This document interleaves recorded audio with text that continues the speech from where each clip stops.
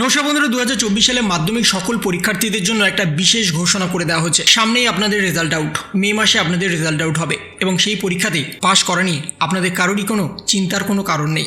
কারণ বর্তমানে মধ্যশিক্ষা পর্ষদের তরফ থেকে আপনাদের সকলেই পাশ করানোর চেষ্টা করা হচ্ছে এবং সেই বিষয়ে আপনাদের আর কোনো রকম ডাউট নেই। কিন্তু এখন বড় প্রশ্ন হচ্ছে, এবার থেকে আপনাদের সকল বিষয়ে পাশ করতে হবে বাধ্যতামূলকভাবে এবং সেখানেই বলা হচ্ছে দুটি সেমিস্টারে পাশ করতে হবে, মূল্যায়ন প্রক্রিয়া বদলের ইঙ্গিত। দুটি সেমিস্টারে পাস মার্ক একটিতে পেয়ে গেলে চলবে এমন পদ্ধতি চূড়ান্ত করার পথে হেঁটেছিল উচ্চ মাধ্যমিক শিক্ষা সংসদ। তবে বিভিন্ন মহলের আপত্তিতে সেই সিদ্ধান্ত পুনর্বিবেচনা করছে তারা। বৃহস্পতিবার সংসদের তরফে ইঙ্গিত দেওয়া হয়েছে দুটি সেমিস্টারে ন্যূনতম পাস মার্ক তুলতে হবে। এই নিয়ে এখন অবশ্য বিশেষজ্ঞ পরামর্শ চলছে। বিজ্ঞানী বিষয়গুলিতে প্রতি সেমিস্টারে 35 করে 70 নম্বরে থিওরি পরীক্ষা হবে। তাদের পাস মার্ক প্রতি সেমিস্টারে 10.5 করে মোট 21 নম্বর পেতে হবে। আর কলা ও বাণিজ্য বিভাগে 40 করে থিওরি পেপার, প্রতি সেমিস্টারে 12 করে মোট 24 নম্বর পেতে হবে। প্রথম সেমিস্টার এমসিকিউ ভিত্তিক হবে, ওএমআর শিটে পরীক্ষা দিতে হবে।